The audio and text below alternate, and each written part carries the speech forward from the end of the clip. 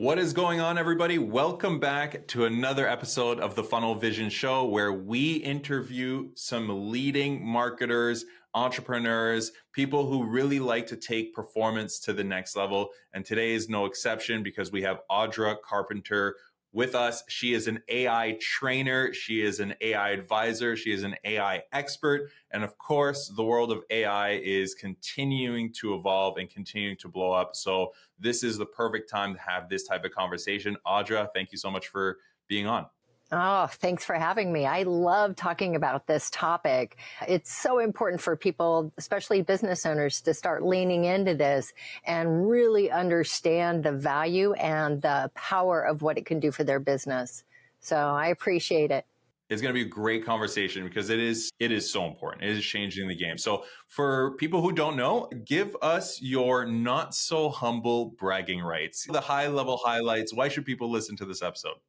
I would say if you're a business, it's definitely worth listening to. And here's why. I started my entrepreneur journey opening up coffee shops. And after I did 3 of those, I moved to the East Coast, and then I opened up a title company and did real estate for 10 years. 2008, 2009 happened, and somebody introduced me to a Dan Kennedy event. And I moved out of owning a title company and started doing marketing. So I've owned an agency since 2009, and I have had hundreds of clients from startups to Fortune 500 companies and anything in between. Industries don't matter as much as marketing underneath it.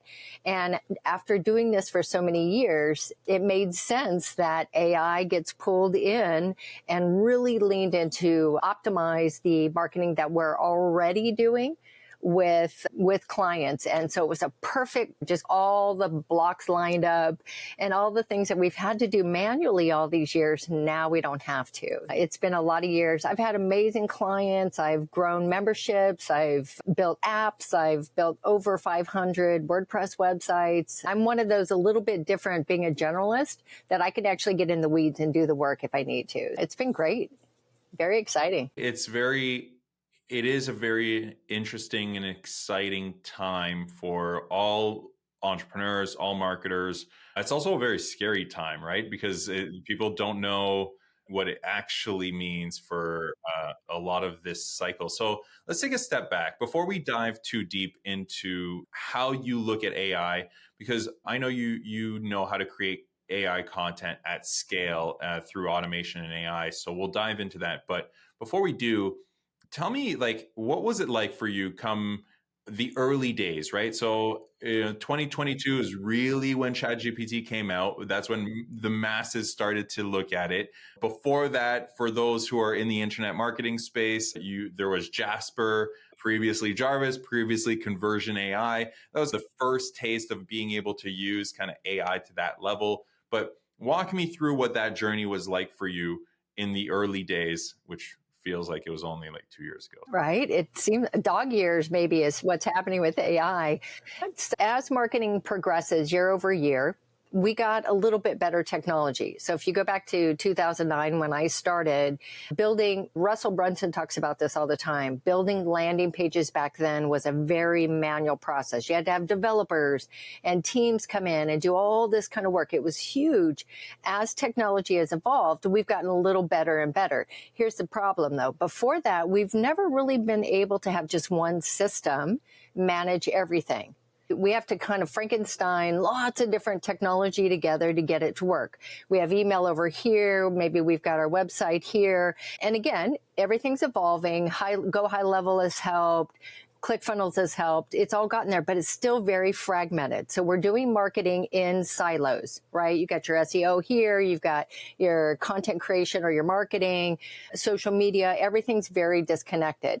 AI is what's changed that. So you go back and you brought up Jasper. Jasper allowed us now to have one interface that allowed us to create content, create social media, but it was still a little bit disconnected. But I saw what was coming and I'm like, holy crud. Once this grows up and marketers start using it and really smart people start using it, we will be able to connect the dots. And that's what's so exciting for me. Businesses fail, not because they don't have a good product. I mentored through an organization called SCORE for about 5 years and saw hundreds of amazing products, but I could tell you within 10 minutes if they were going to make it or not. And most of them wouldn't because they couldn't figure out the marketing and the sales. And it's unfortunate, but what AI is doing, it's going to allow us to solve that.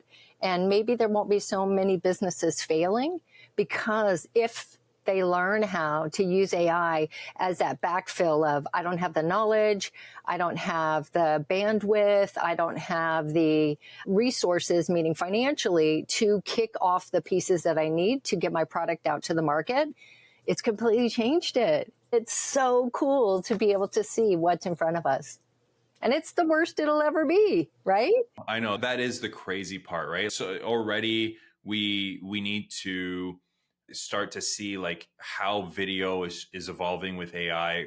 And it's, you can upload a picture of your friend and have them now move into a video. And it's not quite there yet, but it's getting really close. And which is pretty scary because now people are going to sit there and say, okay, is this actually real or is it not real? So let's look at it on the positive side for a bit. And then actually, I am curious, we'll go into what scares you the most. Like, where do you feel like it could potentially go? But let's talk about it on the positive side. I'm a business owner or I'm a marketer. Talk to me about how you see the most powerful aspects of AI. What can I do right now other than just prompt ChatGPT a couple of times? What can I do that could really take my marketing game to the next level? So as we get better and the technology evolves, maybe about a year and a half ago, I went the other way. So I was out there just like everybody else. Oh my gosh, all these shiny objects, all these new tools are so cool. I can't wait to learn them. But then after I spent hours playing with them, I was really no further in getting the work done. So I was like, okay, I got to go about this a different way. It's not about the technology and it really, or the new tool. It's more about taking the technology and already helping the marketing that I'm already doing. And once I shifted it around, I started getting results from it. So if you think about it, to run my company, I got to do these 5 things. That I look at those 5 things and say, okay, how can AI help me get those done faster, cheaper, or more accurately to get better results? That's it. That's as far as we are right now. And I think that's really where people need to focus. It's not learning new technologies. It's not trying to create marketing that they haven't done yet. Stick with the basics first, right? If you're already making money doing it that way. That was one step where I had to back up. Now, I've gotten it to a place today where I can take different kinds of automations. So I use things like Airtable or Smart Suite with Make, a lot of the basics, all your large language models, and I can create content at scale. So I can go in and give it, just for one quick example, a blog post idea. I can give it keywords. I can give it internal links, external links, the audience I'm going to, all your basics, right? Just like you would manually. And then it'll spin off into an automation. It'll write the outline, do the research through Perplexity, create the article, generate the email to go out and promote the article, and all the social media posts to go along with it, including images. And I can do that in about 10 minutes, which used to take us probably 2 days with a good writer. Now, you're still going to want to go in and you still want to go in and do some editing and make sure it's on brand and on your voice and it doesn't sound generic and there's value, right? That's really where it's coming from. Don't produce garbage. Why would you do that to your brand? But I could do that with a podcast, a newsletter, a blog post, a YouTube video, a TikTok, a training. And now we have the ability to actually scale, even being small. So one of the biggest things that people are always nervous about when it comes to AI is sounds like a robot. It sounds like I can pick it up and figure out that this is AI versus it's not AI. How do you get around that then? You start with what I call a brand style guideline. So if you've produced any content, either in social media, in blog posts, on your website, in YouTube videos, You take that content and you upload it to your chat model of choice. Is it Anthropic, whatever? Then you say, I need you to analyze my voice. What do I sound like? And you get some feedback. Oh, you write professionally, you write at the 5th grade level, you do this, you do that. And what it does is then you're able to take that style guideline and use it to produce content going forward. You're starting to train it the kind of words you use. So in this system that I've built, I call it the Content Hub, you set up all that ahead of time. So I've loaded who am I? So when you're writing content for me versus my company sounds different. Mine is sarcastic and there's different things. And then the business is something different. Then you also pick your target audience. Who am I talking to? And what kind of content do they consume typically? So you map all of this out ahead of time. So when it's running the automations, you've already loaded all that into it. So I could go in and say, I want you to create a script for YouTube. It's going to be a 10-minute training on topic X. Here's my target audience. They consume how-to articles or listicles or whatever. I can get it that granular where they're picking. And then after you write the script, I want you to turn that into a blog post, write an email to promote it, and then create all the social media assets to go with it. And again, I could probably knock that out in 30 minutes max because I'm doing multiple things. It is so sexy. I'm telling you. It sounds amazing. And I guess the main question that everybody's probably who's listening to this is saying is, okay, how do I get access to this? Because that's not what happens currently with all the automation and the AIs. Is this a product that you're about to release? Is this something that people can, join a wait list for or get access to, or not yet?